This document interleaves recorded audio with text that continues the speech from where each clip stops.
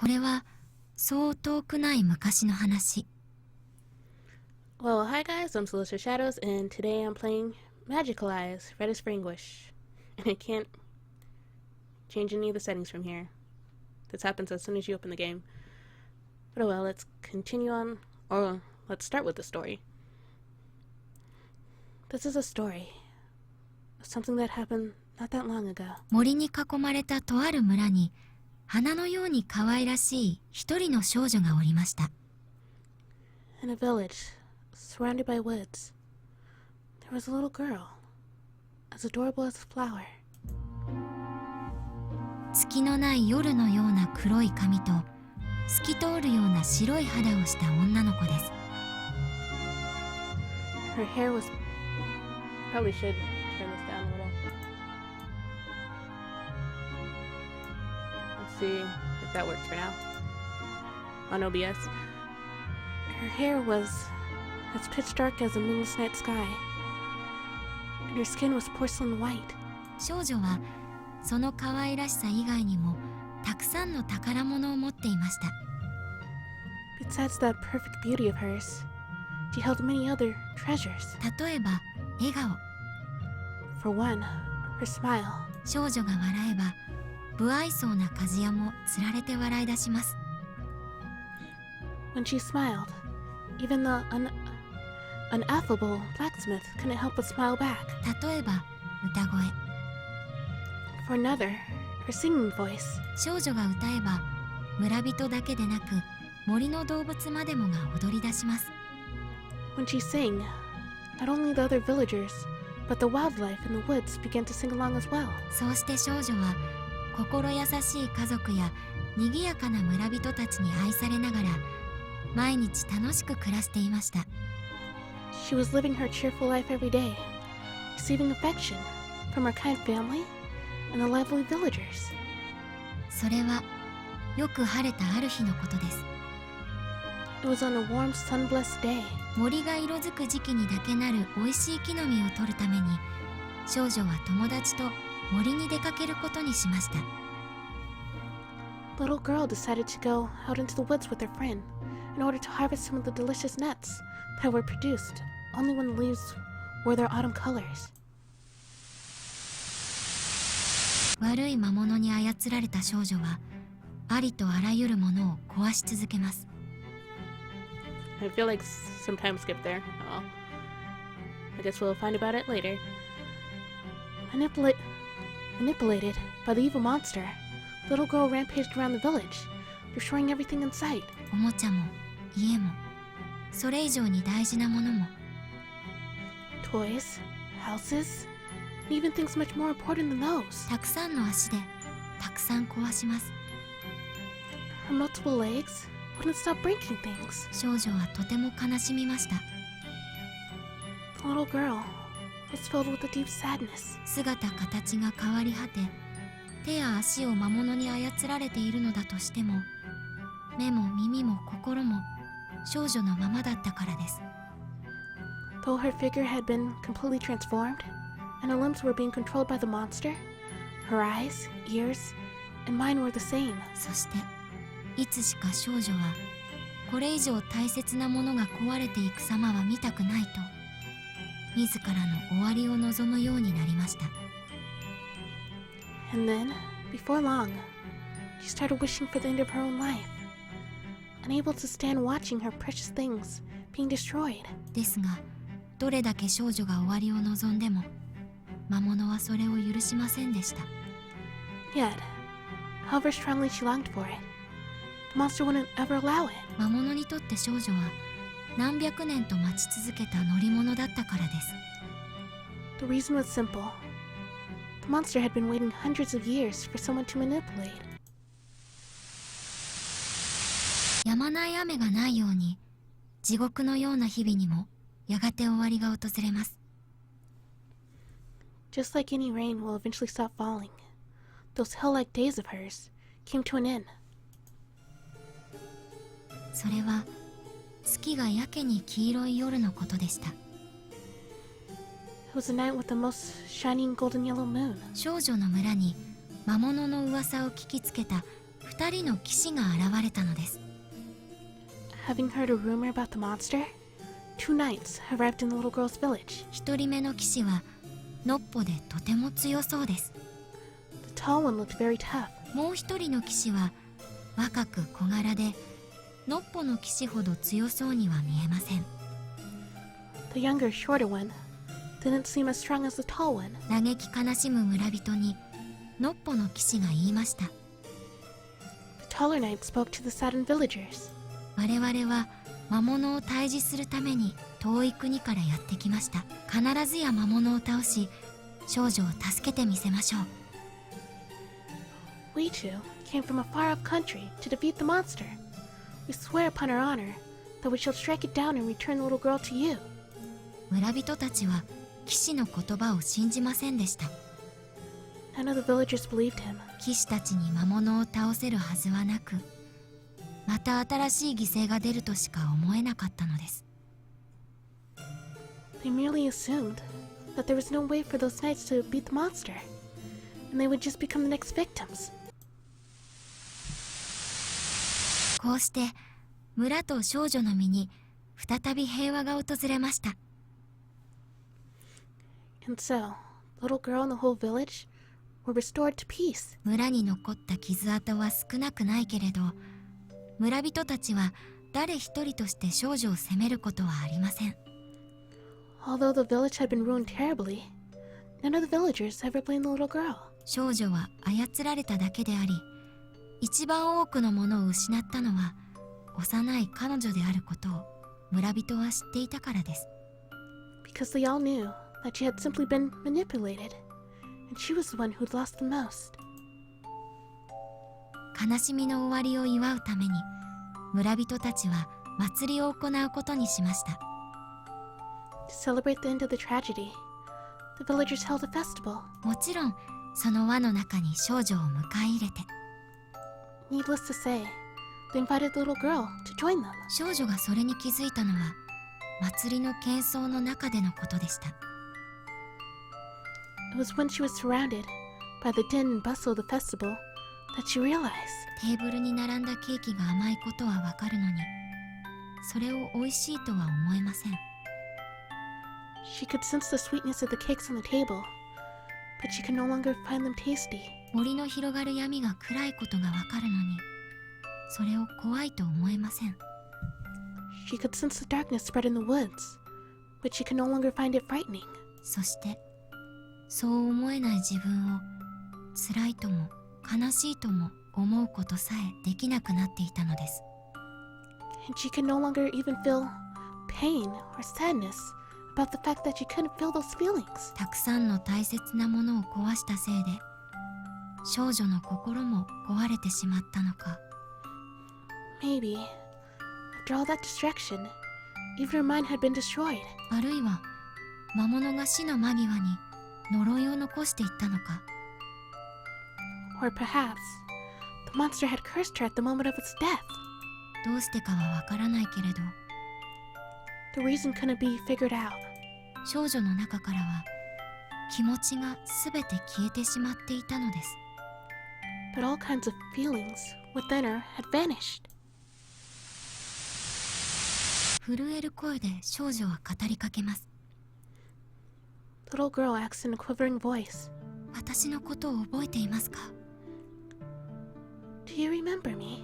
助けた相手が元気でいることを喜んでくれるのか、 He might be happy to see her doing well after he'd saved her. それとも約束を守れていない自分を軽蔑するのか。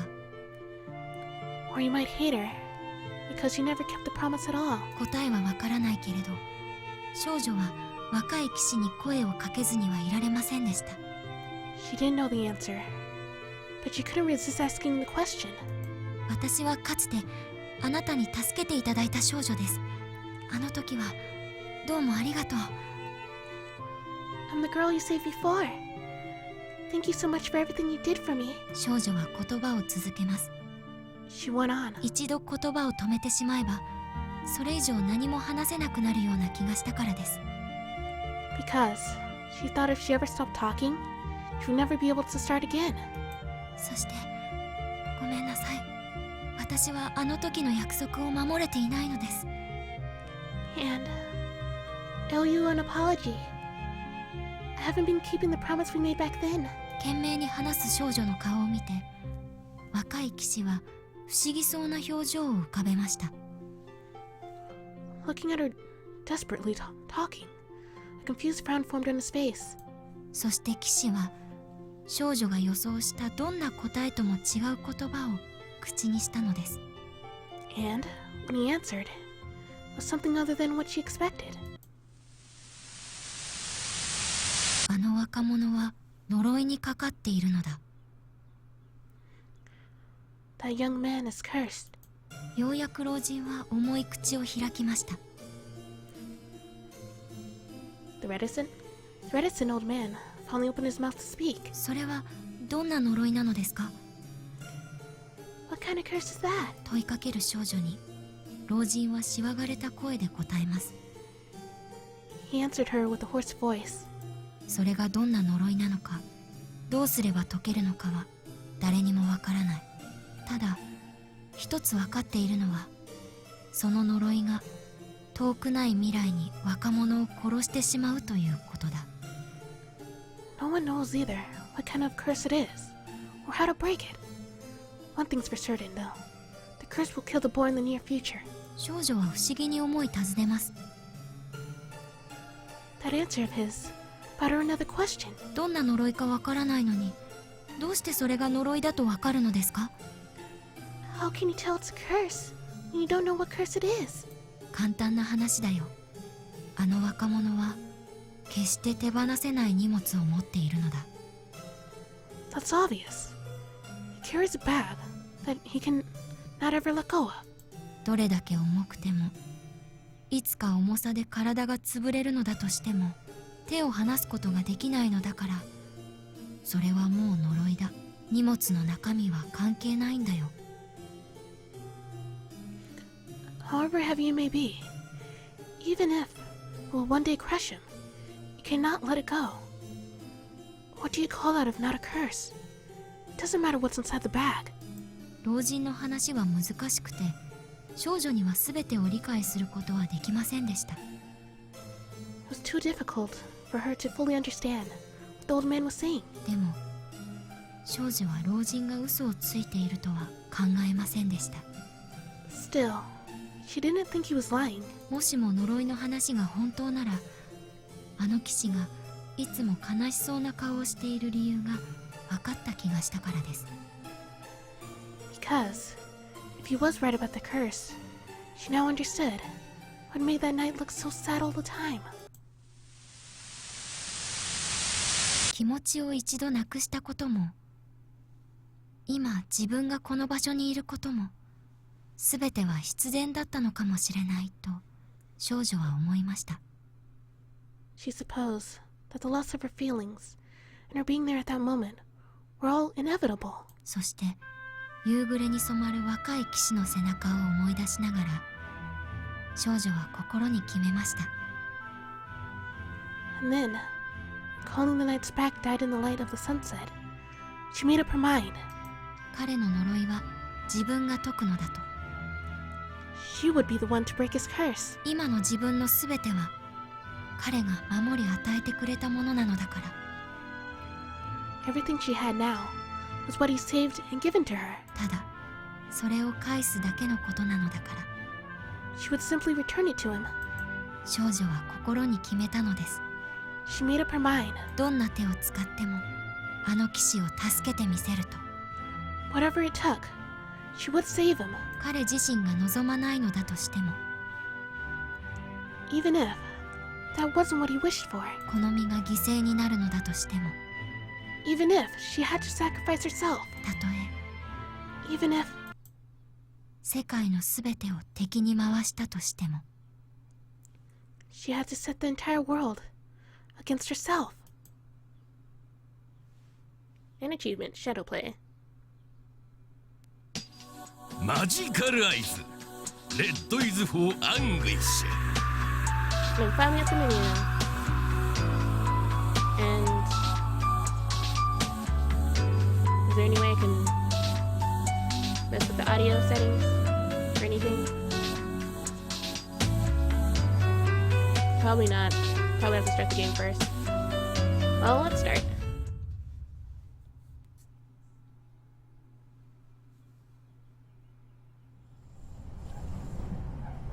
Let's see, save, load, auto, skip. Might as well save.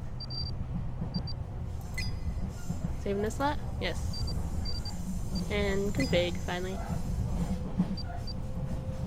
Let's see.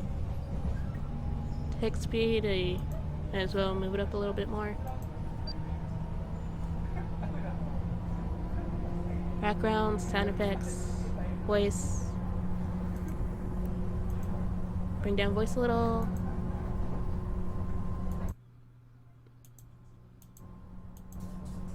And then, let's see. That should be good for background music. Then, sound effects. Can't really test it. But,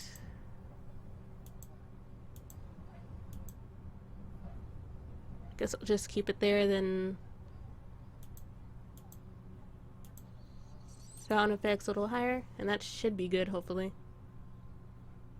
Yeah, looks about right. And mess with OBS volume. And there we go, that should be good. And hopefully all that... Yep, all that saved, okay. I'm happy to be alive. It feels a little cheap and out of place to put into words. But I can't think of any way to say it better. No. Maybe it's more accurate to say, I'm happy that she's alive. My heart is pounding rapidly, as if trying to keep up with the scenery racing by outside the window. It's hardly a surprise, because the day has finally come. The promise we first made to meet outside the hospital. It's just to go for some pointless shopping. But what's behind that promise should be invaluable for the both of us. We first met each other exactly 4 years ago. At the time, she had already been hospitalized for a little over 4 years. Considering that she hadn't been able to leave even once during that time, except for the occasional short trip back to her home, this will be the first time in 8 years since she has done something for herself. I just want to walk in a place that has no roof over my head until I've had my fill, she would always say. That's why, just thinking about her current feelings makes me feel light as a feather. And on top of that, the reason she's going out today is for a date... and voice crack. It's for a date with me. I'm so happy I could die right now. And I really should make this text faster. Yep, that should be good. It's way too slow. The routine sound begins to slow down, and I hear familiar, or quite honestly, an announcement I'm quite tired of.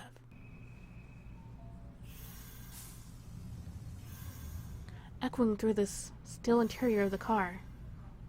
Seems like it's going slower. Oh well.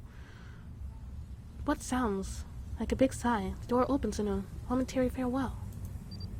Did I set it to go slower? Oh, yeah. To the left for some reason. There we go. And that's way too fast. I'll never get it right. There. I've been coming to the station almost every day for the past 4 years. But today, it feels strangely different because of the new purpose for my visit. Still kind of fast. I'll just leave it there then. I won't change it this time. I left my house both so nervous and happy. It almost made me want to take my time and walk slow. But right now, even if I tried to hold back, my feet are rushing me there all by themselves. It almost makes me laugh.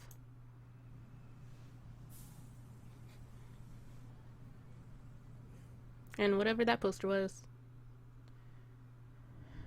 As I reach the middle of the platform of the stairs, my nose picks up the peculiar, salty scent of the sea.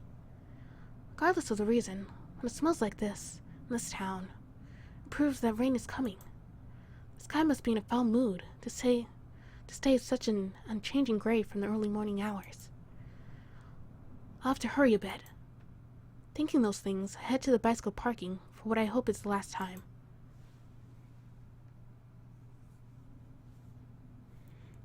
Under the dull, cloudy sky, I turn my focus to the usual spot at just about the center of the second row. Not a few seconds pass before I notice that something is out of place. This isn't the first time that I've had my bike stolen, but I still can't help but complain. Why today of all days? I'm not sure how much it helps, but by the chance I left home 30 minutes earlier than I planned, feeling grateful for that fact, I start pondering which road I'm going to run down to the meetup spot.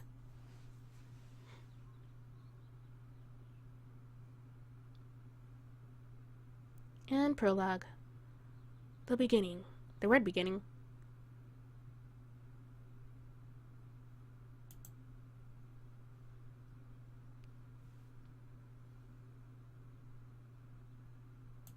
And I wonder if I accidentally turned down the other volumes too. There we go. Now put high if it goes that way. Oh, well, I guess there's just no music there. It was confirmed yesterday that the woman named Maurice Tomami had turned into a variant. A Type B. She was moving around the downtown Y City area when caught by one of those in charge of that region. Given the urgency of the situation, 2 more support personnel joined up and commenced hostilities. She shook very easily, confirming her superior strength as a Type B. An investigation by the intelligence supervisor began the same day in order to determine an appropriate way to handle her.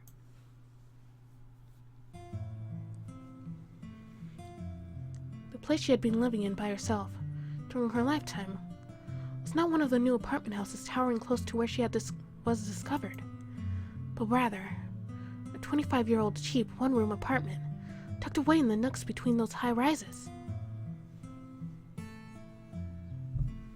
The place she had been living in by herself during her lifetime was not one of the new apartment houses same thing. Due to the shade cast by those looming towers, her room remained dark and gloomy all day, from morning to night. In the corner of that room, unbecoming of a young woman living alone, what was once a girl lay on the floor as though rolled up in a ball. Her death was established to have occurred 3 days before the body was discovered.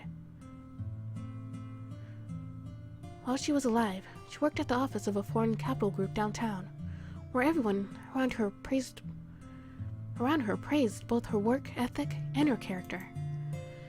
She didn't have any trouble with her neighbors. If anything, they were rather fond of her. So why had no one noticed the death of a girl like her for 3 whole days? For one thing, misfortune visited her over the weekend. And since Monday was a national holiday, she would have had 3 days off. If it was a weekday, someone from a company would have been worried about her sudden absence. Maybe she could have been discovered before her death. However, even with that possibility in mind, a more serious cause lay in her peculiar relationships. For a girl like her, for whom being sociable and open came easily, there should have been a great deal of information accessible regarding her private life. Or so the investigator had assumed, seeming almost betrayed when there were none who knew much about her private life. According to one of her co-workers, someone as intelligent as her was probably living a sociable life outside of the workplace as well.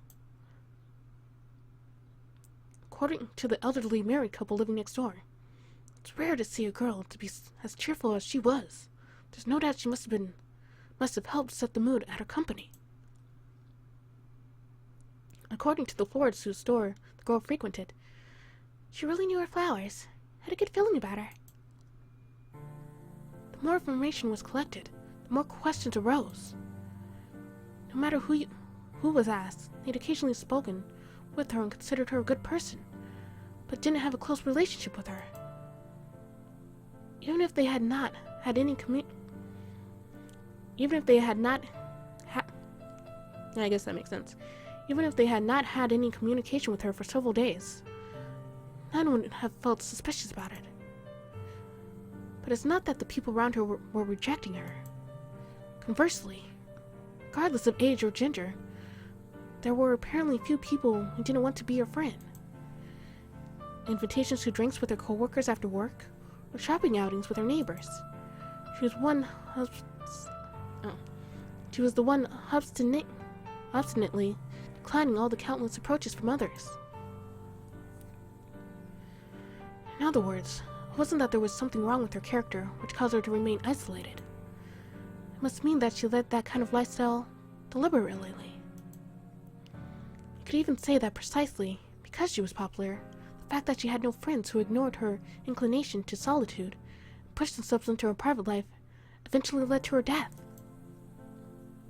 There's more and more unnatural aspect to her lifestyle. Her performance at work was promising, and the company uses an annual salary system. Thus, she was doing exceptionally well financially for someone who had just entered the company a few years ago. In fact, she would have been making enough to take up residence in one of the high-rise condos that stole the sunlight from her room. Her bank account held an amount few would have imagined, given her modest lifestyle. So why was she living in that cheap apartment? And why had she grown so deeply ingrained in a life of solitude? Those are the head scratches that the accounts of those around her give no answer to whatsoever. Ironically, however, she herself was the one who could provide the answers to those questions. Diaries with entries dated until 2 days before death were found on the rack under her bed. The writing recorded in these 4 bundles of paper spanning the past 10 years was too odd for something you would write in your diary. As the dates approached to the present, a trend became clear. There was little to nothing written about her recent activity. Rather, she only wrote of her thoughts for a certain someone living in a distant city. The same tendency is apparent toward the beginning of her recordings from her high school and college years. Nothing but boring content, not a thing about any specific friends or teachers. Nevertheless, anything and everything regarding that certain someone was written about as if it were of great importance, even things that would seem trivial. Grandma. It appears that by the time she started composing this journal in high school, she was already living together only with her grandmother. What about her parents? What circumstances led to the cohabitation of those two with such a large age difference? Nothing written in the diary helps to answer those questions. On the contrary, given the length of the journal, and that it's not addressed even once, it must have been something she was trying not to touch upon. Or perhaps it was something that happened before she grew old enough to be aware. In any case, it must not have been of great importance to her. Over 1,000 pages in all, and every page was filled with nothing but mundane entries, chronicling the day-to-day life of this girl and old woman. About how delicious the lemon soda they drank together was. About how happy she was to have her grandmother decorate the living room with the souvenir she had bought on her school trip. About the first time they made dinner together, and even though it wasn't very good, her grandmother ate it all while telling her how tasty it was. These trifling, ordinary stories you could find anywhere were described with such care, as if they were sparkling gems. The deep feelings toward her grandmother that this one high school student held could be felt on every page. It almost surpassed affection. Perhaps it was a deep and profound feeling of gratitude. Not that which you hold for a blood relative, but something different. Almost as if it were a gratitude you hold for a benefactor. Presumably, the beginning of the relationship between this old woman and young girl was nothing mundane. If that's the case, that even though their world was narrow and peculiar, their earnest love for each other is what brought them together as family. It wasn't until the latter half of the third journal, near the end of her college years, that her life began to change suddenly. She became an adult, began to worry about her path in life. At a time when she was naturally thinking of finding work or continuing studies in her hometown, her grandmother gave some words of advice to her granddaughter. You ought to try living on your own for once. Even to a far-removed third party, reading this journal for the first time, the intention behind her words was clear. She knew she would surely die before her granddaughter, and was worried for the girl who would be left behind, so that the granddaughter whom she loved, but who was not yet self-reliant, could continue living after she was gone. It was easy to imagine. That's what she wished for. If anyone else had said it, she likely would have rejected it outright. But the fact that it was none other than her grandmother saying such a thing troubled her greatly. Several days later, she would find in herself one resolution in her distress. It was one sad resolution that was far different from what her grandmother had expected. She would leave town in order to one day live a life with her grandmother again. A life forever filled with joy and happiness. To establish an environment in which they could live together forever, by her becoming more socially and economically independent. She had made that decision, which ran counter to the emotional independence her grandmother had wished for. In only 2 seasons, she would find employment in a company in which she could expect the income she hoped for. Her grandmother was so happy, you would think that she was the one who got the job. But though the love they felt for each other was unchanged, by then, the two were probably already growing apart. Then spring came. She should have had not only anxiety, but also hopes for a new life in an unfamiliar city. But what she needed most couldn't have existed in that city. She begins the 4th diary. It's already clear that the contents written therein couldn't be called a journal. What she needed existed neither in the time spent with her co-workers, nor the time she spent alone in private. It could only be found in feelings behind the short phone conversations after work with that someone in a distant place. Since separating from her grandmother, it was as if she realized all over again that everything other than their little world in which they spent time together was worthless to her. Her grandmother probably misunderstood. What was worse was that her granddaughter probably didn't even realize it herself. That this girl named Marase Tomami was going warped. A mind and a wish slightly different from those of the others. When put into words, she was holding on to might have been a trivial wish that couldn't be found anywhere. Even though many others may hold similar thoughts and aspirations, they are neither able to nor even try to make those come true. For her, the most sorrowful thing must have been that she was not one of the many others. She held the ability and will strong enough to make pipe dreams a reality. It's a contradictory story. For the sake of gaining a peaceful life with her grandmother, no matter what she would have to sacrifice or suffer through. Even if she knew it meant losing her own repose in the end, she would probably have kept going forward. At least she could have done it with the support of that shrunken volition of hers, affected by her twistedness. But it seems that reality was cruel to her beyond measure. For even if she were still alive today, her dreams and wishes would not have paid off. What happened the night of her death? An old woman whom a certain girl would have sacrificed her own self to make happy passed away. Ironically, at approximately the same time that it thought the granddaughter died, the grandmother, in solitude, with no one to care for her, did as well. There was no casual relationship between the two deaths.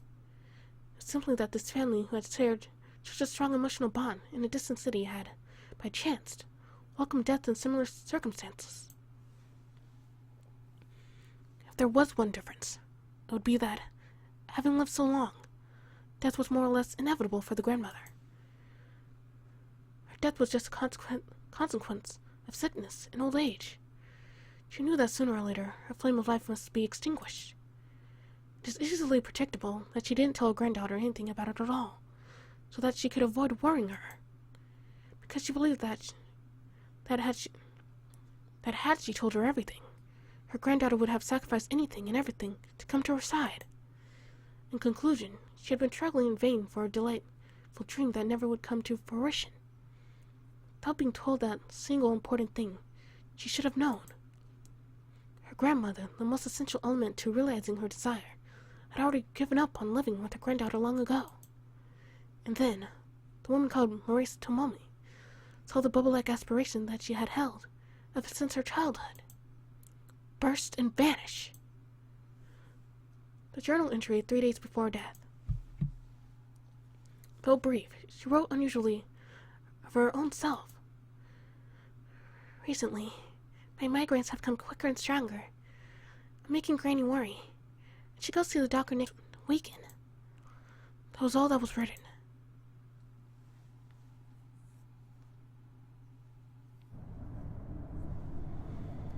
On an arterial road at 2 in the morning, this section of the road has been closed due to suddenly announced construction, and is now cloaked in piercing silence. If construction work was progressing according to schedule, the crew should be rushing to complete it right now. But there were no workers or construction vehicles to be seen. Pomerio Studios presents. There is, instead, a boy seemingly in his late teens. He has one good reason to be staying in this peculiar location. He's waiting for Maurice Tomomi, the Type B variant, and the woman whose body is now her vessel, in order to turn both of them back into the way they belong. And by turning back, it doesn't mean that he's going to perform any out-of-the-box repairs or healing methods here. He's going to kill them?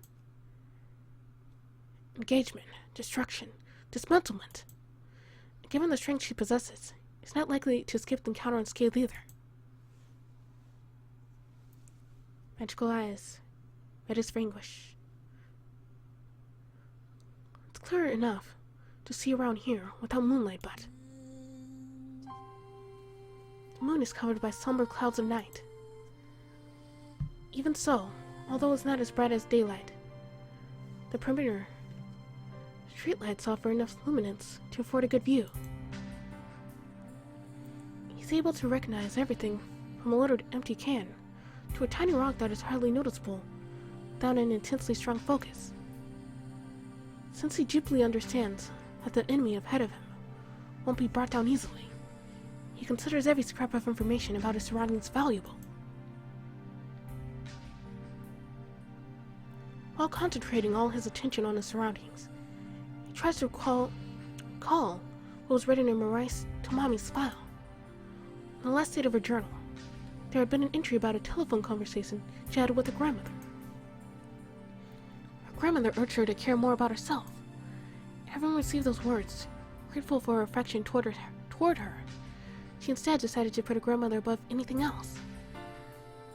Conversations such as this must have been repeated countlessly over the years between these two, who cared so deeply for each other.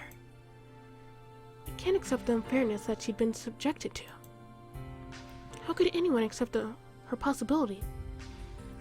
How could anyone accept her possibly tell how valuable her life was by just reading this series of letters? However it ended, that was the direction in life she had made up her mind to take. But, nonetheless, now that her journey was concluded in an unfortunate, unfavorable way, why would she ever need to bear even more rationality on her shoulders? The thoughts in her mind might have been twisted, but they shouldn't have been something impure that could harm other people. The young man sets his heart on getting his job done. He just happens to be involved in this case. But if there's one thing he's responsible for, it's to end everything once and for all, right here and now. Just like he always does.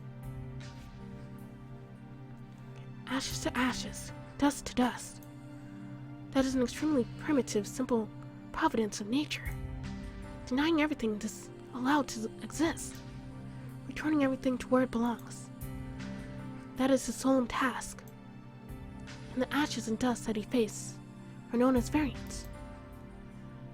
They are what excessive human emotions end up becoming at the process defined as death.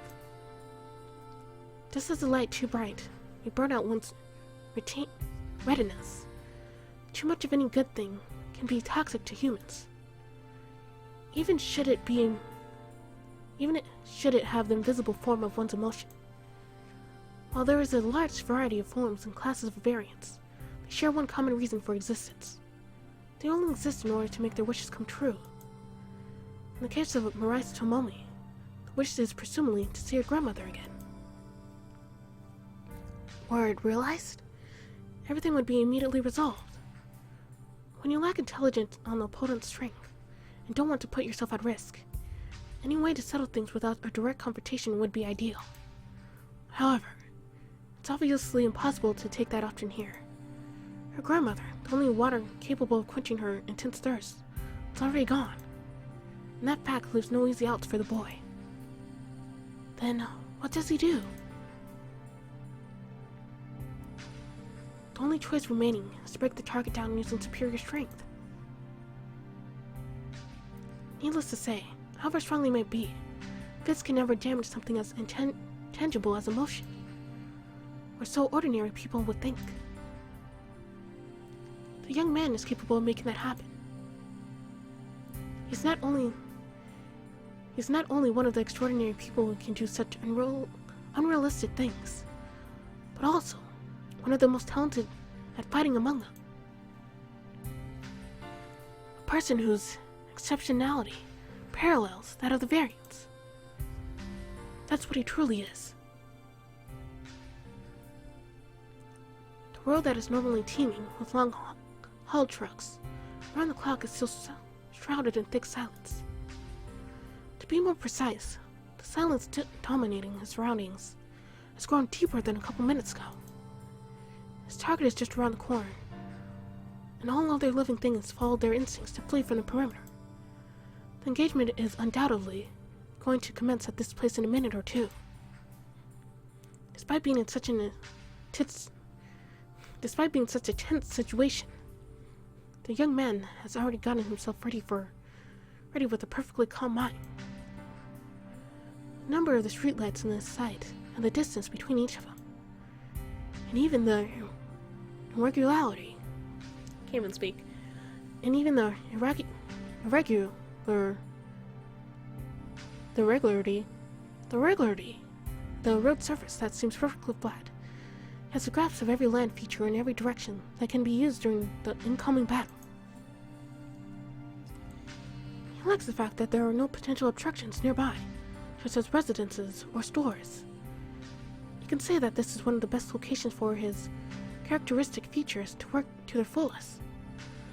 As long as he's in a well-prepared environment and the target is a Type B, the chances of him going down are slim to none. It's neither flippancy nor arrogance. It's a mere certainty. Not bad.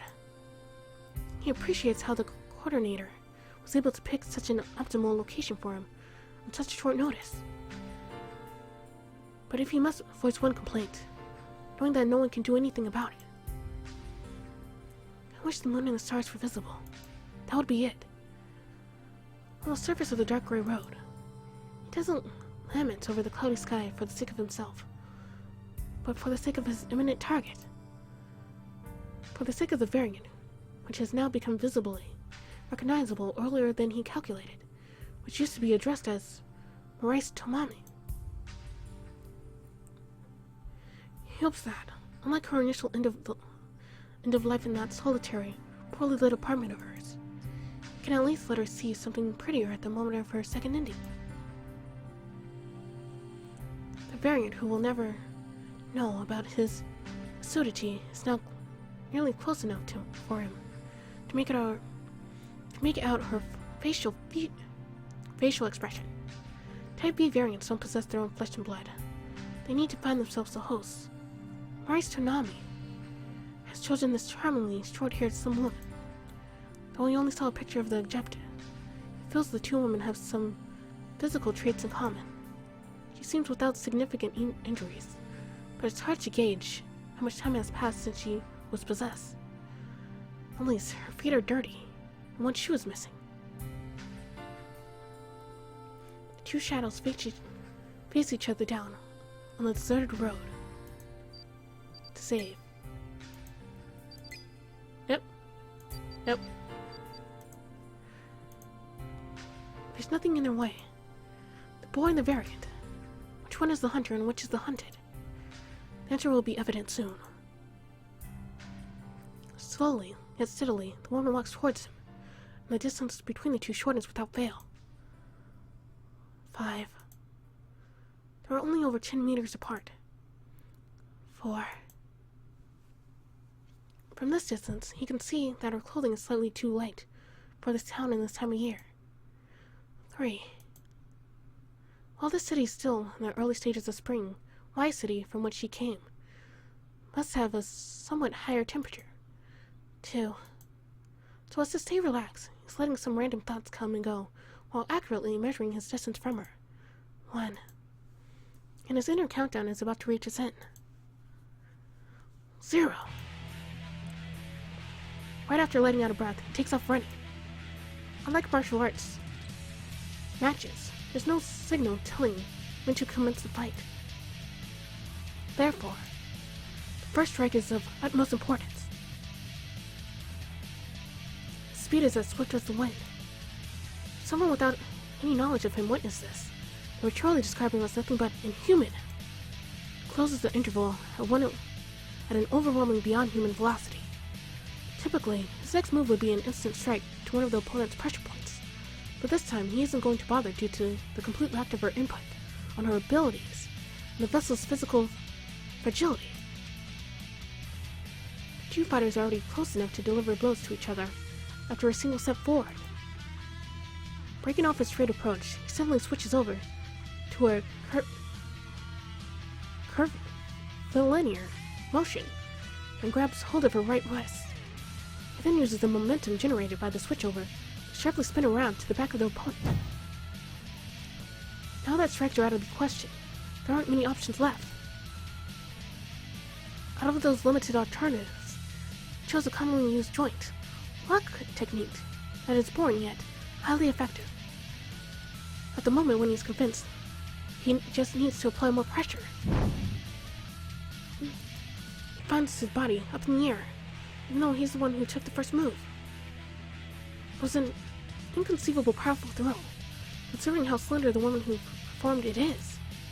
In spite of the fact that the joint lock technique was halfway through, just one wave of the arm sent a band of 70-odd kilograms up into the air, as if throwing a baseball. Reorientating himself up in the air, he lands on the concrete ground as though nothing had happened. He hasn't taken any damage. His impression from the first move is, honestly, not too good. The target's combat capability is within the range of his predictions. There's probably no real risk to himself. However, he'll have a hard time dealing with this vessel girl. He can sense that he had forced himself to get the locking technique done. Her right hand would have certainly come off. Her tendons and joints aren't at the level of her superhuman strength bestowed upon her by the variant. Since that's the case, no more brutal attacks are allowed, or else it's abundantly apparent how her body will end up. She suddenly jumps up. Her way of kicking off the ground looks as good as that of a professional athlete. Before he can think of the next move, she seems to want to go on the offense now. The interval between them disappears in the blink of an eye, and he can clearly sense her hostility toward him. The shivering atmosphere makes him back off right off before his strike. Her lethal blow punched the air, right where his head had been moments before. Fortunately for him, she appears to have recognized him as an obstacle to dispose of. So far, so good. Basically, once a variant recognizes you as a threat, they will stick to you until you're out of their perceivable range. Since Maurice Tomami's attention is now fully fixed on the boy, as long as he remains close to her, there's little risk of her escaping into a nearby residential street, and causing some other disaster like that. In fact, she's now on a stage from which only the winner is allowed to leave. And that's left is for the boy to complete his assignment.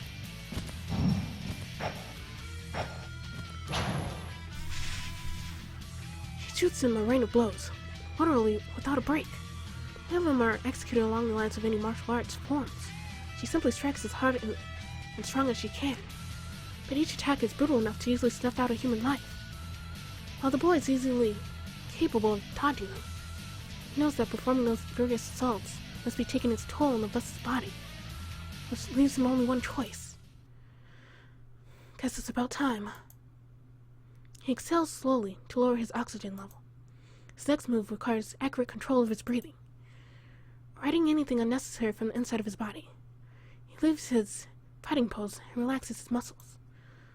What remains unchanged is the sensation of tension extended inside his body like a net. What he's about to do could look like some kind of suicidal act. Right hand, right foot, and then left foot. While that storm-like self-preservation response of hers sees no end. He slowly steps directly toward the raging onslaught, completely defenseless, as though enjoying a casual walk. The next instant, bursting sound runs in the dark of the night. An intense heat can be felt on his shoulder. The tactic is a knife-hand strike that can crack the clavicle and shoulder blade of an ordinary person. The boy's second move is to purposely receive the blow. However, it's a completely different matter from the strategy of losing the battle to win the war. Low risk yet high return. His idea is the unbalancing technique called twist. It works only for strikes coming from above and front. In the course of the technique, the performer's body functions as a screw, and the ground as a wall into which it is installed. At the moment of physical contact with the opposing combatant, the performer gives their own body a slight twist and creates a helical route that channels the impact of the attack down through their feet into the ground. The key to success is enormously accurate timing. Quite surprisingly, the boy perfectly parries the impact without any change in his expression. Not only is there no effect on any part of his body, but even his clothes remain intact. But even if that's the case, the biggest benefit of this shock-absorbing technique is that the source of the impact doesn't take any rebound damage from either the technique or their own attack, which means that he can imbalance her without inflicting any physical harm. The more powerful the attack is, the more unbalanced the attacker gets. It is as good as punching the air without utmost effort. Unsteadied by the unexpected response from the boy, the vessel falls forward with one leg back in the air. However physically abnormal she may be, due to the variant's control, she can hardly maintain her standing posture on one foot. There's no way he's going to miss this opportunity. After carefully estimating an adequate degree of restraint, he sets his sight on her exposed solar plexus, and then fires a blow. He hears an unexpected dull sound. It is the boy, the one who attacked, that has received a great amount of its force. Unlike his first move, the blow wasn't only for the sake of finding out more about her strength. With any luck, it could have been decisive. But it was completely blocked by a variant part of hers. She returns a right punch to his midsection, but he sweeps it to the side. Before thinking about what happened, he kicks off the ground to gain distance and manages to avoid any further damage. But combatants look outwardly fine after the instant exchange of blows. But he feels a light numbness in his right shoulder and hand. Had he taken the attack without any preparation and used all his strength, it would have been hurt even worse. Things have turned out well as an incidental result of him being considerate enough to go easy on the vessel's body. However, this exchange helped him understand the strangeness he sensed when he snatched her wrist earlier. It is another attribute unique to the variants. Their strengths are proportional to the strength of their base emotions. Their characteristics are determined according to the kinds of their base emotions. The boy thinks that if what triggered her transformation is her deep affection toward her grandmother. What she has been given as her variant powers is quite appropriate. It suffers from erased Tamami skin, as a variant possesses a beyond human solidity. It is probably an embodiment of her unyielding, unbreakable will for a deceased family member. She is now as hard as steel. It is too hard for normal human beings to easily crack. This discovery of her superpower means a lot to him. The variant's powers derive from the intangible things called emotions and break down into a number of categories. For one, it is a venom dissolving everything. For another, it is a blade slashing apart everything. Just one single misjudgment on it can dictate his assignment's outcome and even his own lifespan. He tries to put together what he's found out about her so far. Her power is solidity. However, it's no more than skin deep, and her joints and the rest remain unenhanced. And on top of that, he already has the concrete grasp of the muscle strength in her arms and legs. Even if there may still be some uncertainties, he has already learned more than enough to easily checkmate his opponent. That is the best fighting style for him, one who doesn't possess incredible speed or strength. All he has to do is watch for a chance to draw her into his game plan. The variant has now re-established herself and is charging toward him at an unimaginable speed for a girl of slight build. The fierce and straightforward approach is easy to predict. If she ever had any experience in martial arts during her lifetime, some kind of feint could be expected, but there were no records of indicating that in her file. Once you've turned into a variant, you no longer develop in any way. Your before-death experiences are everything you can rely on skill-wise. Keeping her at the most effective distance from himself, he continues provoking her to attack. If he were to get further from her than necessary, she would definitely forcibly chase after him, training her body further. Rather than growing weaker, her attacks are steadily becoming harder and faster. If he were to take a hit, it would likely be fatal. Even with luck, long-lasting damage would be inevitable. However, at least her solidity power isn't of any use, unless she succeeds in directly hitting him. Even if she uses it for her defense, it will probably protect her from things like bullets or knives, but will not be able to stop him. Put another way, this variant, Barai's Tamami, is no longer a threat to him. Her steely fist swiftly gazes his cheek.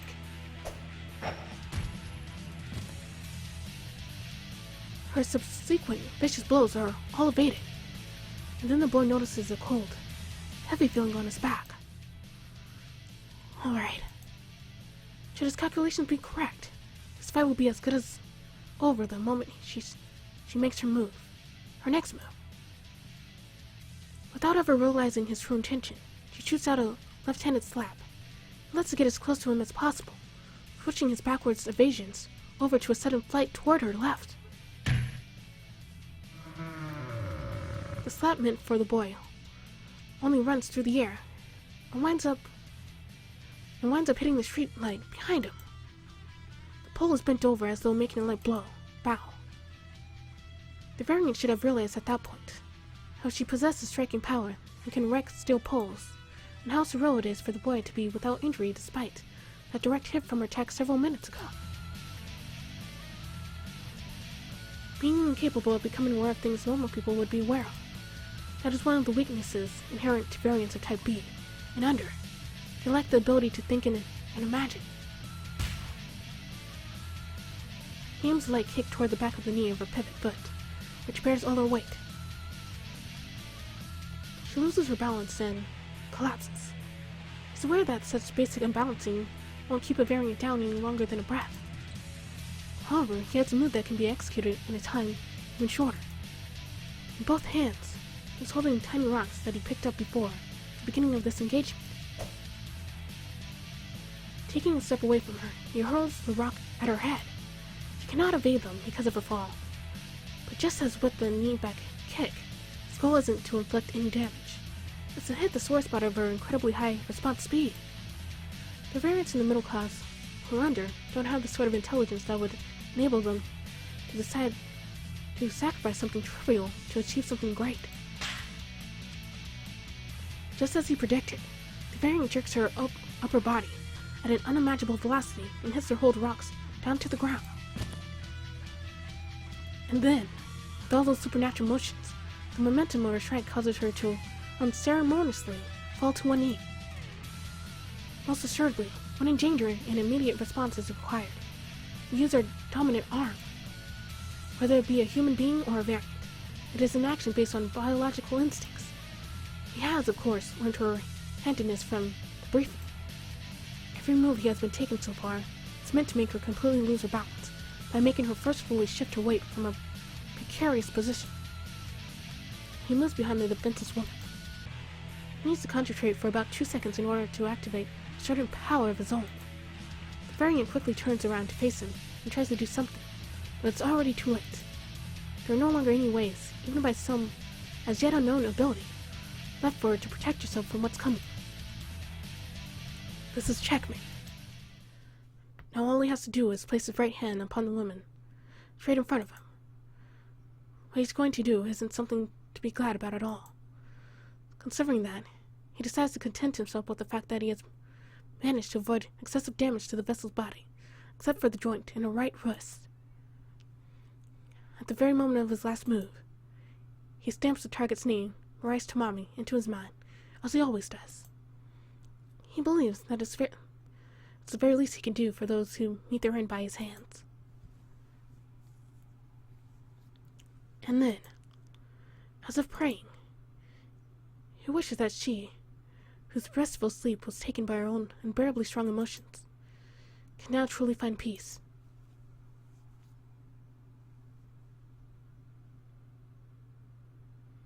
He thrusts out his right arm.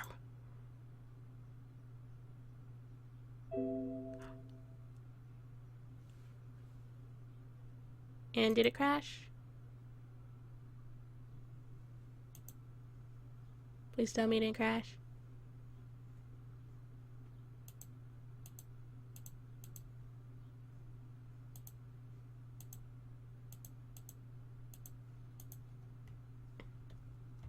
Did it? Yep, I think it crashed. Oh well. At least I saved like 20 minutes ago.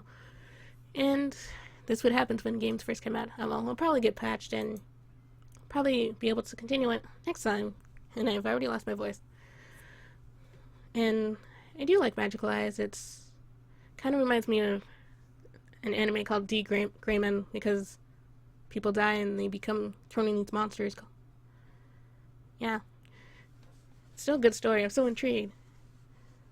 I can't believe it's been an hour reading, but still, it was worth it. It's a great story. I wish it didn't crash. I would have continued playing. Anyways, guys, I'm Celestial Shadows, and that was Magical Eyes read for English, and it crashed. And hopefully they fix this, and I can continue this visual novel. But anyways, guys, thanks for watching again. But bye for now.